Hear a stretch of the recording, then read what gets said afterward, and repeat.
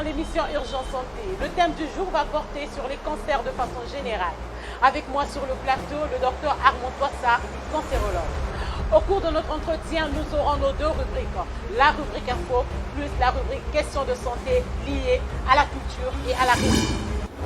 Docteur Toissa, bonsoir et bienvenue à l'émission Urgence Santé. Vous êtes cancérologue à l'unité de cancérologie du Centre médical Santé Vision, situé à 200 mètres du rond-point Guenay en allant vers le pont de Songolo. Alors nous parlons du cancer de façon générale. Alors comment définissez-vous le cancer, puisque le but ici c'est de sensibiliser? En fait, quand on dit cancer, le cancer c'est pas trop juste. Il faut parler des cancers. Des cancers. Oui, parce que c'est une entité qui prend plusieurs formes en fonction du clinicien, en fonction du pathologiste, en fonction du siège. Voilà. En fonction du pathologiste, eh bien, on tient compte de la traduction anatomopathologique, c'est-à-dire que la microscopie du cancer. Voilà. On va parler des cancers glandulaires, on va parler des cancers épithéliaux, et j'en passe. En fonction du siège, on peut dire c'est un cancer du sein, un cancer du col, ou un cancer de l'utérus ou de la peau, et j'en passe. Oui. En fait, le cancérologue que je suis s'occupe de ce qu'on appelle les tumeurs solides. Les tumeurs solides? Oui. C'est-à-dire que les tumeurs moins solides? Oui, c'est ce qu'on appelle les tumeurs liquides. Et là, c'est l'hématologue. Ah oui, je vois. Oui. Parce que ça concerne le sang, c'est un fluide. Oui, c'est un fluide, donc on parlera des cancers liquides ou des hémopathies. Oui, et là, il y a un spécialiste qui s'occupe de ça, celui qu'on appelle l'hématologue. Mais là aussi, si on rentre, vous allez vous rendre compte qu'il y a des subdivisions, parce qu'il y a ce qu'on appelle l'hématologiste biologique et l'onco-hématologue, c'est-à-dire qu'il est cancéro, mais il s'occupe des cancers du sang, des cancers hématopoïétiques. Et le cancérologue s'occupe des cancers, le cancérologue médical s'occupe des cancers solides. Voilà. Cancer du sein, cancer des os, tout cela, etc. Mais entre les deux, il y a ce qu'on appelle les cancers ganglionnaires, les lymphomes. C'est un type de cancer qui peut être pris en charge par l'hémato ou alors par le cancérologue. Voilà. Donc il faut bien faire. Voilà, très bien. Donc je disais, on parle des cancers. Il ne faut pas parler du cancer ou le cancer. Voilà, des cancers, parce que c'est une maladie multiforme. Mais de façon générale, c'est quoi? En fait, c'est une multiplication anarchique, désordonnée d'une cellule au niveau d'un organe donné. Et cette cellule-là, avec l'arrivée d'un signal, se met à se multiplier ou à grandir de façon désordonnée sans respecter l'équilibre. De cette façon que cette multiplication va détruire l'organe touché, progresser vers le voisinage et donner des métastases à distance. Ouais, ce qu'on appelle les localisations secondaires. Ça, c'est de façon simple la définition du cancer, parce que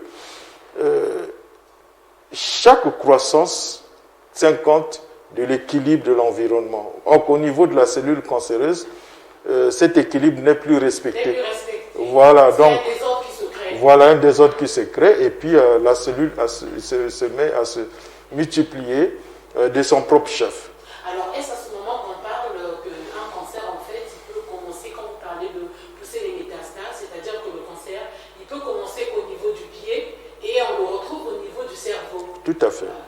Il peut commencer au niveau du pied et donner ce qu'on appelle des localisations secondaires au niveau du pied, comme vous le dites, de l'abdomen et au niveau du cerveau. Voilà, nous avons par exemple certains cancers de la peau, les mélanomes malins qui sont très agressifs, qui dont l'origine c'est le grain de beauté, hein, au niveau palmoplantaire. Voilà pourquoi ces grains de beauté-là, au niveau de la plante du pied, il ne faut pas les manipuler.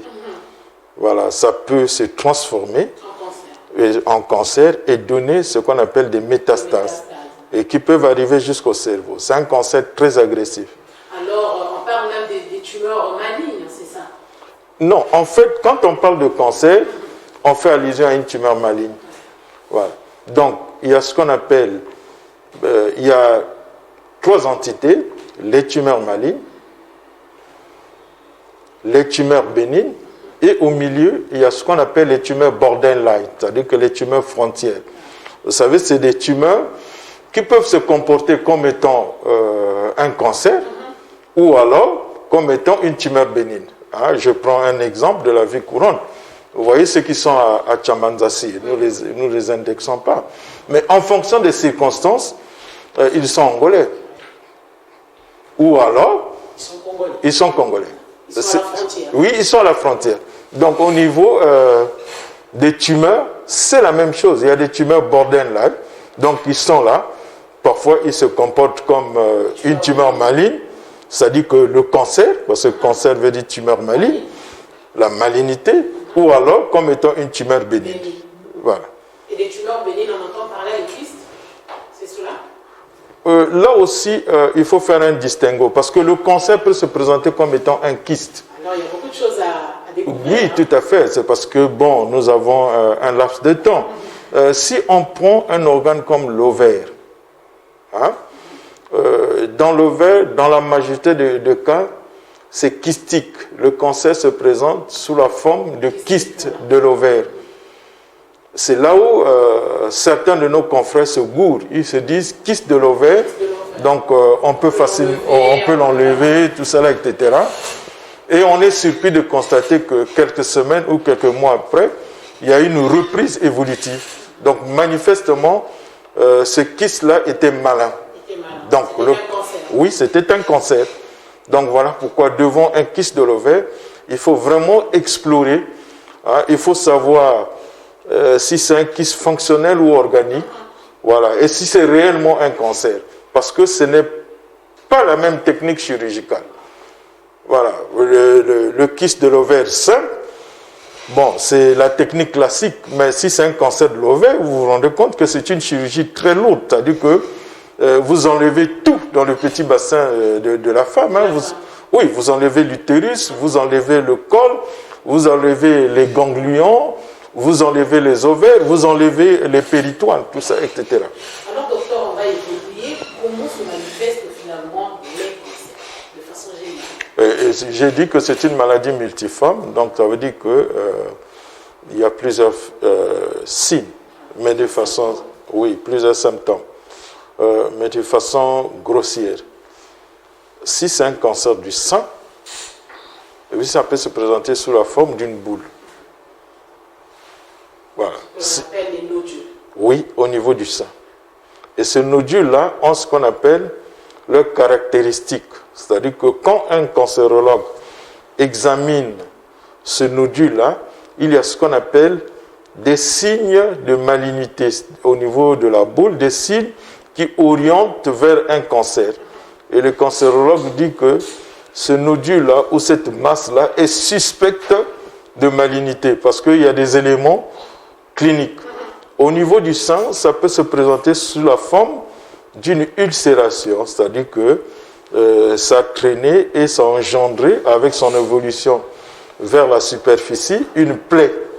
Donc ça peut se présenter de cette façon, ou alors elle peut être découverte à partir d'un ganglion au niveau de l'aisselle, etc.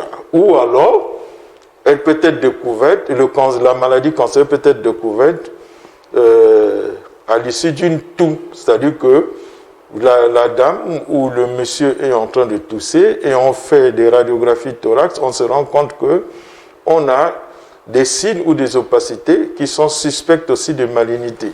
Attendez, docteur, une simple toux. Oui, il faut toujours explorer. C'est comme un saignement. Ah oui, docteur, parce qu'on a tendance à négliger la toux. Hein. On se dit que ça va passer. Il faut explorer. c'est comme un saignement au niveau génital. Voilà, deuxième signe, saignement génital. Donc c'est des signes d'alerte en fait. Oui, il faut savoir au niveau une dame ménopausée qui ne saignait plus il y a 5 ans, 10 ans, elle se met à saigner, il faut savoir pourquoi elle saigne. Voilà, la maladie la plus grave, c'est la pathologie cancéreuse. Donc il faut écarter un cancer. Voilà, et il faut bien examiner et voir est-ce qu'il y a une lésion au niveau du col, est-ce que le problème vient au niveau de l'utérus. Voilà, des saignements au niveau de l'anus. Ce ne sont pas toujours les hémorroïdes. Voilà, donc il faut explorer pour voir est-ce que ce n'est pas un cancer du tube digestif. Voilà, donc de façon générale, il y a plusieurs signes d'orientation qui peuvent orienter vers d'autres maladies, mais vers le cancer. Voilà pourquoi il faut faire une mise au point pour savoir que c'est un cancer ou écarter un cancer. Alors docteur, vous venez de parler, vous venez de citer quelques cancers. Vous avez donc évoqué le cancer de sein, le cancer de l'utérus, mais quels sont les cancers fréquents au Congo-Brazzaville? Alors au Congo-Brazzaville, que ce soit à Brazzaville, à Pointe-Noire, le premier cancer, c'est le cancer du sein. Cancer du sein. Oui, le cancer du sein, qui est suivi du cancer du col de l'utérus, le cancer de la prostate et le cancer du foie, hein, post-hépatitique B, mais surtout chez la population jeune, parce qu'on a constaté que c'est l'hépatite B qui est la grande pourvoyeuse des cancers du foie. C'est-à-dire qu'ils contractent leur hépatite B, arrivent au niveau du foie, dans ce qu'on appelle l'hépatite aiguë, l'hépatite chronique, cirrhose du foie et cancer du foie. Vraiment, c'est inéluctable. Voilà les cancers les plus fréquents. Le cancer de prostate Oui. Oui, c'est ce que j'ai dit, ça fait partie des premiers cancers hein, chez nous. Le cancer de la prostate, hein, le cancer de la glande prostatique. Voilà. Et parlons du cancer du sein, docteur, est-ce que les hommes aussi en souffrent? Parce qu'au niveau de la société, au niveau de la population, on a comme l'impression qu'il n'y a que les femmes qui sont victimes du cancer de sein. Non, les deux sexes peuvent être touchés du cancer du sein. Hein, mais à de moindre degré, parce que le cancer du sein chez l'homme représente à peu près 0,1% des cancers de la femme. Vous voyez, c'est un pourcentage faible, mais les hommes sont touchés. Hein, de 2006 jusqu'à maintenant, nous avons colligé, c'est-à-dire que nous avons eu 12 cas de cancer du sein chez l'homme. Ce qui rejoint, hein, quand on calcule, on se retrouve autour de ce pourcentage-là, ce qui rejoint les données de la littérature, qu'elle soit africaine ou mondiale. Donc on est autour de 0,1% de cancer du sein chez l'homme. Donc ça existe. Et ce sont les mêmes signes et ce sont les mêmes traitements. Alors juste avant de prendre la question sur les difficultés rencontrées dans la prise en charge des malades, nous allons vous proposer la rubrique Info. Bienfait du régime riche en aliments anti-cancer. Le régime spécial cancer a de nombreux bienfaits. Il permet de atteindre et maintenir un poids santé, prévenir la survenue du cancer et éviter les récidives, armer l'organisme pour mieux se défendre face au cancer, mieux supporter les traitements administrés, chimiothérapie, radiothérapie, etc., compenser les dépenses de l'organisme liées à la lutte contre la maladie. Il est donc recommandé de limiter les aliments riches en sucre et en graisses saturées, consommer plus de fibres alimentaires, avoir une alimentation riche en fruits et légumes, éviter l'excès de viande rouge et de charcuterie, diminuer la consommation d'alcool. Notez bien, en aucun cas, les recommandations qui suivent ne doivent remplacer les traitements médicaux contre le cancer. L'alimentation représente donc une arme de plus contre le cancer et non la seule arme contre cette maladie.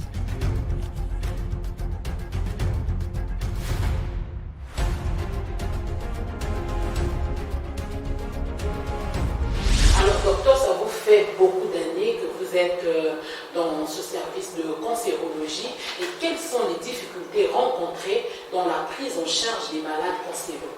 Non, la grande difficulté, la grande difficulté, c'est vrai qu'il y a plusieurs difficultés, mais la grande difficulté, c'est de recevoir les malades à des stades avancés, où aucun traitement n'est proposé. Voilà. C'est ça la grande difficulté. Mais pourquoi cette difficulté? Nous avons réfléchi à cette question. Pourquoi cette difficulté? Mais c'est ce que nous sommes en train de faire. La sous-information. C'est une maladie qui souffre du manque d'information. S'il y a un manque d'information, ça veut dire que les malades arrivent à des stades avancés. Ils sont toujours surpris. Voilà. Si les malades arrivent à des stades avancés, ça veut dire qu'il n'y a pas de traitement curateur. C'est tout juste du palliatif, c'est-à-dire un traitement pour les accompagner. Donc, ce n'est pas ce que veut un praticien, voilà, ou un cancérologue. Parce que même au niveau de certains collègues, il y a souvent des aberrations. Voilà, on donne une chirurgie sans avoir fait un bilan de mise au point. Et on est surpris d'avoir une reprise évolutive.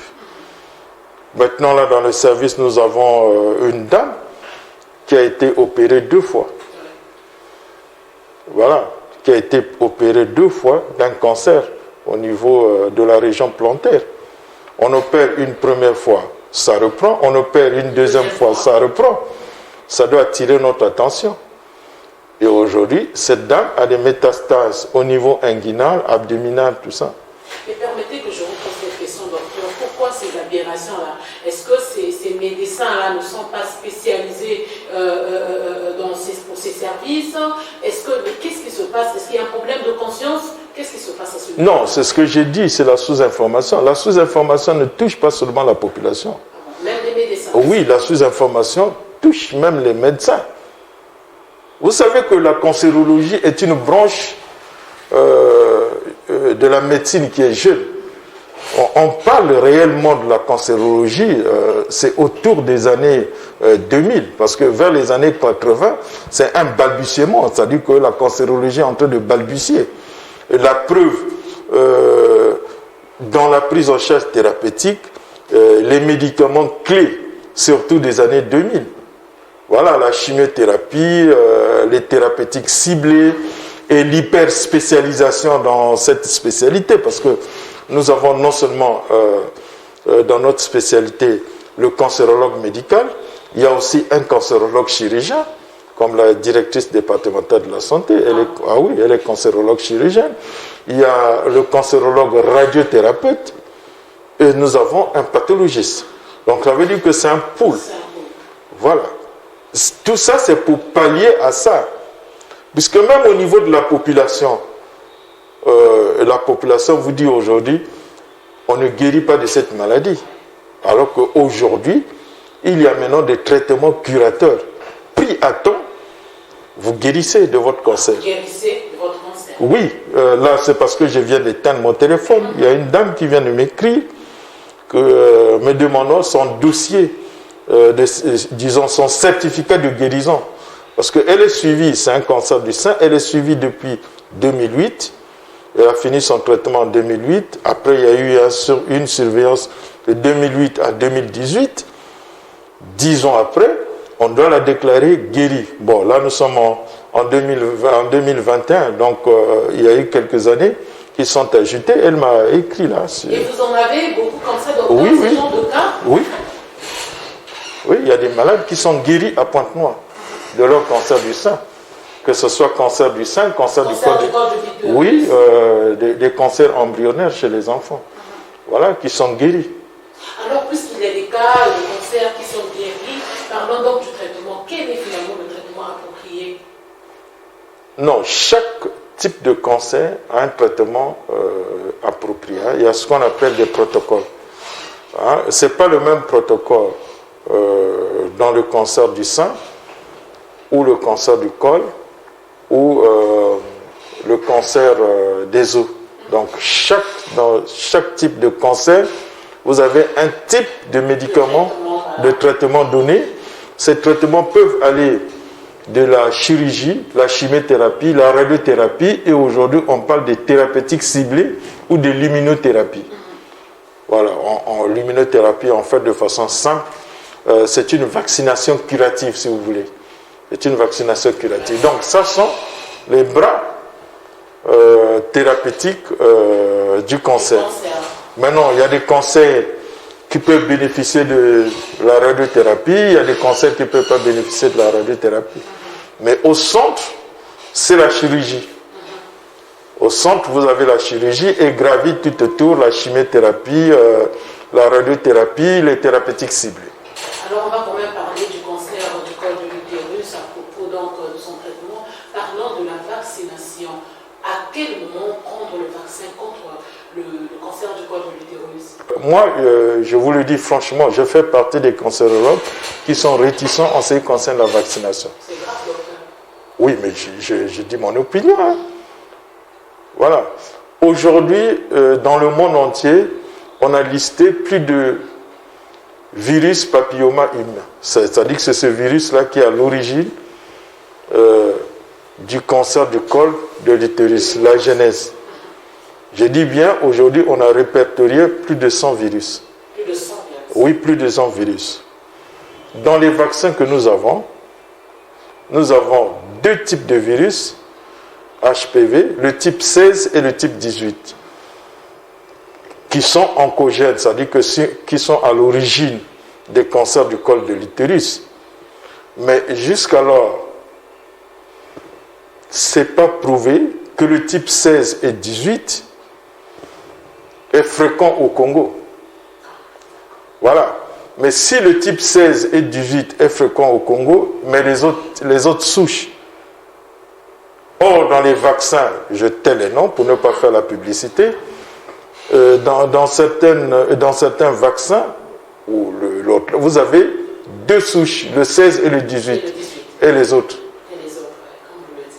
Voilà. Il y a un deuxième vaccin, on a ajouté des souches qui sont à l'origine des tumeurs bénignes. Voilà, donc ça fait 4 souches dans ce vaccin-là. Mais ce vaccin, il y a des effets secondaires. Comme tout médicament. Voilà, dans ce vaccin, avec des troubles de comportement, pas le moindre. Ah. Oui, dans ce vaccin, il faut, avant de commencer à vacciner, il faut le consentement éclairé des parents. Parce que ça s'adresse à la jeune fille vierge. Ah, juste à la jeune fille vierge. Oui, la jeune fille vierge, ou alors une femme qui a eu ses premiers rapports qui datent d'une année, de moins d'une année. Donc ça veut dire que les femmes qui ne sont plus vierges ne sont pas concernées. Ils ne sont pas concernés. Voilà. Et ensuite, ça protège contre quoi? Contre les états précancéreux. Parce que vous avez le virus, vous avez les états précancéreux. Les états précancéreux, vous avez le cancer du col. Est-ce que vous voyez? Et ensuite, on vous dit que même si vous vaccinez la jeune fille, ça n'exclut pas le dépistage des états précancéreux. Donc c'est mieux de favoriser dans nos pays à ressources limitées ce qu'on appelle le dépistage des états précancéreux du col de l'utérus. Voilà, c'est ça qu'il faut rechercher, ces états précancéreux. Et ça, c'est au niveau de toutes les couches, que ce soit une fille oui. vierge ou non, chez celles qui ne sont plus vierges. Parce qu'il faut quand même mettre un dispositif, c'est-à-dire que le spéculum, et badigeonner le col avec du Lugol fortement concentré, et voilà la réaction. Immédiatement, vous avez une réponse. Plus que de questions, avant de nous dire au revoir, docteur, mais avant tout, nous allons suivre la rubrique questions de santé liées à la culture et à la religion. Le cancer est l'une des maladies qui est toujours à la une en cette période depuis qu'elle avait fait son apparition. Et nous avons dans l'Ancien Testament un passage, naturellement Deutéronome au chapitre 28, où Dieu avait annoncé que si les gens qu'il a placés sur la terre, les humains, l'obéissaient par sa voix, ils auraient donc à connaître des maladies qu'ils avaient connues en Égypte, et ils auraient également à connaître des maladies qui ne sont même pas mentionnées dans ce livre de la loi que nous appelons donc la Bible. Et en Égypte, il y avait déjà à cette époque la connaissance de certaines tumeurs qui dégénéraient en ulcères et que nous appelons aujourd'hui des cancers. Et donc nous pouvons clairement dire qu'il s'agit bien et bien d'une prophétie concernant et touchant le temps de la fin. Naturellement, lorsqu'un père frappe, il ne frappe pas pour détruire son enfant, mais il le frappe plutôt pour le rendre meilleur. Donc la correction sert à rendre meilleur. Ici, si quelqu'un est donc touché par une maladie quelconque, peu importe que ce soit le cancer ou quelque chose d'autre, et qu'il est avéré qu'il s'agit justement d'une punition venant de Dieu, si on se répand et qu'on revient sur son chemin, l'Éternel est toujours prêt à guérir. Et Dieu, dans son amour, permet donc à nos hommes de science qui travaillent sur ces différentes questions de trouver des petits remèdes qui permettent donc en fait de soulager les populations. C'est la médecine qui est une voie salutaire qui permet ici donc en fait de soulager ces différentes choses que nous connaissons. Alors c'est toujours un apport qui est, on va dire, on ne dira pas directement venu de Dieu, mais permis par Dieu pour que justement les populations de la Terre arrivent à se retrouver.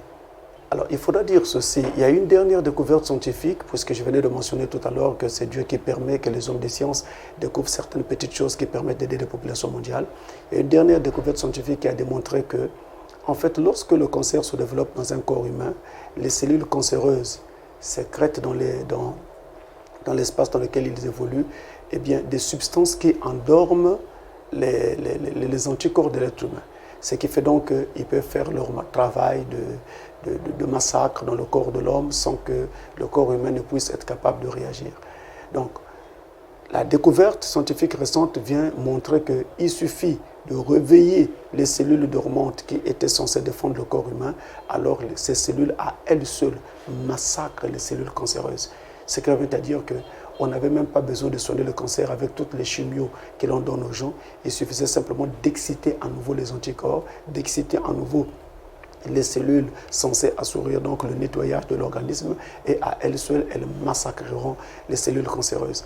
Alors là, c'est une découverte scientifique majeure et je crois que cela est vraiment très important. Il y a aussi le côté fruit. Il est démontré que les fruits sont vraiment très importants pour lutter contre les cancers, mais un fruit en général, on en tire tout le bénéfice que lorsqu'on le prend naturellement le matin très tôt, à jeun, et environ 30 minutes avant d'avoir pris son repas. Et toutes ces choses aident énormément pour la santé de l'être humain et pour la santé du corps. Et c'est Dieu qui a placé toutes ces choses pour aider justement l'être humain. Et il y a incontestablement Dieu lui-même qui est un secours qui ne manque pas dans le temps de la détresse. Donc au-delà de tout ce que nous avons dit, il y a Dieu qui en fait ne manque pas lorsqu'il y a une détresse qui est signalée. Et il est écrit dans la parole de Dieu, « Je suis le Dieu qui te guérit de toutes tes maladies ». C'est le livre de Somme au chapitre 103, le verset 1. Parlons au niveau de la population, puisque vous avez fait un constat, c'est que les malades arrivent souvent en phase terminale. Qu'est-ce qu'il faudra donc donner comme message à la population pour les éveiller, les aider donc à surveiller ces signes afin d'arriver à temps à l'hôpital? Non, c'est-à-dire que ce que je dirais à la population, c'est devant un symptôme, un signe quelconque, il faut se poser la question, je vais voir qui? Quel est le spécialiste que je vais consulter?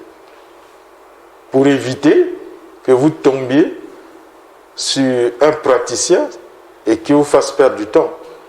Voilà, aujourd'hui nous avons ce qu'on appelle les outils de communication, tout ça. Aujourd'hui, si vous cliquez, boule dans le sang, on va vous dire, est-ce que ce n'est pas un cancer? Et si c'est un cancer, vous demandez, je vais voir qui? On va vous dire qu'il faut voir un oncologue, un cancérologue. La population doit se protéger. Donc, aller vers l'information. Devant un saignement au niveau génital, c'est quoi? La maman doit se poser cette question. Je vais aller voir qui? Voilà. Si on commence à se poser cette question, on va chercher à éliminer ce qui est grave. Ce qui est grave, c'est le cancer. Voilà. C'est un problème gynécologique ou tout ça là, ou des spagnoménorrhées ou un fibrome, ça on peut s'en passer. Alors, docteur, très rapidement, avec tout ce qui se passe actuellement dans le monde, on va parler du monde en général, il y a comme une peur qui s'est développée au niveau de la population face à l'hôpital. De plus en plus, les gens ont peur d'aller à l'hôpital, d'aller consulter. Que pouvez-vous dire que ça sera votre mot de fin? Non, moi je vais conseiller à la population de consulter. Hein, quelle que soit la situation que nous traversons. En fait, je ne suis pas trop convaincu que ce soit la peur. Pour moi, c'est une précarité financière. Voyez-vous, bon, ils vont venir à l'hôpital, c'est une prescription médicale, c'est un bilan, tout ça. Ils ne peuvent pas accéder à ça. Et qu'est-ce qu'ils font? Ils se retournent vers les tradithérapeutes. Or, il y a des maladies qui ne peuvent pas être soignées par les tradithérapeutes. C'est mieux de venir à l'hôpital. Docteur Twassa, merci. Mais c'est moi qui vous remercie. C'est la fin de notre entretien qui a porté sur les cancers de façon générale. Merci de l'avoir suivi. Urgence Santé vous fait gagner en santé.